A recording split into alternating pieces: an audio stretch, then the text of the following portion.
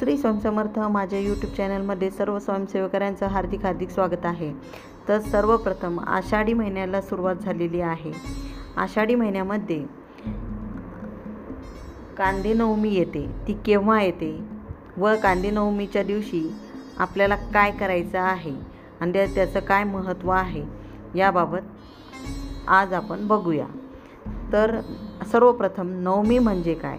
नवमी हा एक दिवस आहे, म्हणजे हिंदू पंचांगातील एका पक्षातील 9वा दिवस। प्रत्येक महिन्यात 2 पक्ष असतात, म्हणजेच पंधरवडे असतात।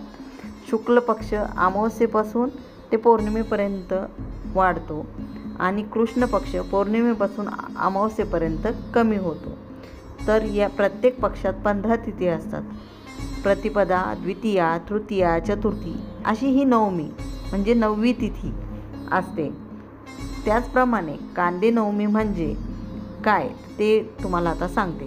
तर कांदे नवमी हे एक विशेष परंपरागत तिथी आहे, जी आषाढ महिन्यातील शुक्ल पक्षातील 9वी दिवशी साजरी केली जाते।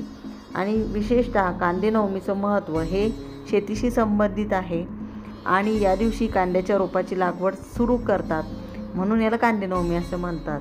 आणि पावसाळा सुरू झालेला असतो, म्हणून जमीन ओली असते, त्यामुळे कांद्याच्या लागवडीची ही वेळ असते। शेतकरी हा शुभ मुहूर्त मानून या दिवशी लागवड सुरू करतो। त्याचबरोबर या दिवशी काही ठिकाणी ग्रामदेवतांना नैवेद्य दाखवून मग कामाला सुरुवात करतात। त्याचबरोबर कांदे नवमी ही एकादशीच्या 2 दिवस आधी असते, म्हणजे 6 जुलैला आषाढी एकादशी आहे, तर कांदे नवमी ही 4 जुलै रोजी सुरू होणार आहे। आणि त्या दिवशी सर्व ठिकाणी शक्यतो कांदे नवमी ही जास्त कोणी साजरी करत नाही।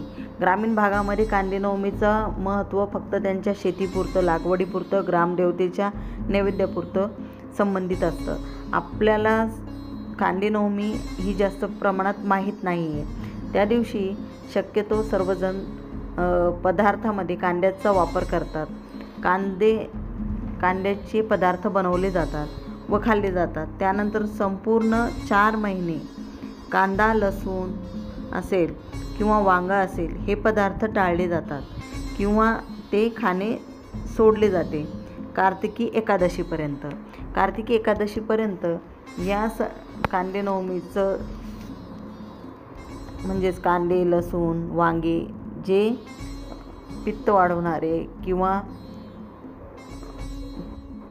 वात वाढवणारे असे हे जे पदार्थ आहेत ते खात नाहीत। 4 महिने पूर्णपणे हे जे लोक पाळतात त्या लोकांचं शारीरिक, मानसिक हे आरोग्य हे खूप चांगल्या प्रकारे असतं। तर जर एखाद्या वर्षी आषाढ शुक्ल नवमी जुलै महिन्यात असेल, तर त्या दिवशी कांदे नवमी ही साजरी केली जात असते।